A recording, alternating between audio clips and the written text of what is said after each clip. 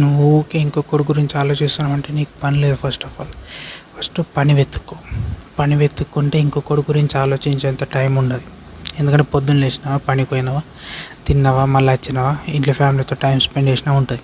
అదే నీకు పని ఉంటే ఇవన్నీ చేయగలుగుతావు. పని లేదనుకో, అయ్యో ఆడేమనుకుంటాడు ఏమో, సో వాడు నా ఫంక్షన్కి వెళ్ళలేడు, అయ్యో నా ఫ్రెండ్స్ నన్ను ఇన్వైట్ చేయలేడు, అయ్యో ఈరోజు ఎలా టైం స్పెండ్ చేయాలా, సో ఇలా ఏదో ఒకసారి ఫోన్ చేయాలా, ఏదో ఒకసారి తిరగాల అని పని చేసేటోని గెలుపుతావు. అదే నీకు పని ఉన్నది అనుకో, నీ ఫోకస్ అంతా పని మీద ఉంటుంది.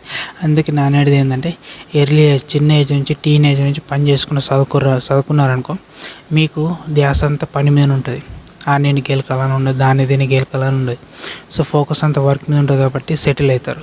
అదే నేను చెప్పింది వినకుండా మీరు 26 ఇయర్స్ దాకా నేను చదువుకుంటా, దాని తర్వాత జాబ్ కోసం తిరుగుతుంటే వస్తుంది. ఎందుకంటే ఇప్పుడు అన్ఎంప్లాయ్మెంట్ చాలా ఉన్నది ఇండియాలో, కానీ ఆపర్చునిటీస్ చాలా ఉన్నాయి ఇండియాలో.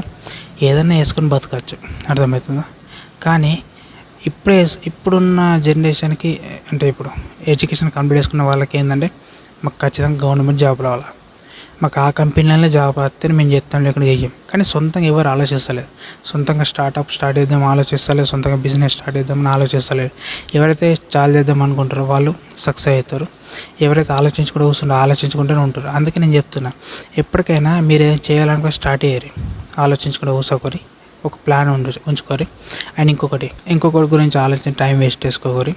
ముఖ్యంగా మీకు పని లేకపోతే ఇంకొకటి గురించి ఆలోచిస్తారు, పని ఉన్నాయనుకో ఇంకొకటి గురించి ఆలోచించారు. అందుకే ఫస్ట్ మీరు పని వెతుక్కోవాలనుకుంటే టీనేజ్ నుంచి పని చేసుకుని చదువుకున్నారనుకో సక్సెస్ అవుతారు. అయినా ఇప్పుడు మీరు టైం వేస్ట్ చేసుకున్నామంతా అయిపోయింది, మీరు చెప్పినా వేయలేరంటే ఇప్పుడు కూడా టైం ఉన్నది. సో చేసుకోరి, చాలా ఆపర్చునిటీస్ ఉన్నాయి, యూజ్ చేసుకోరి.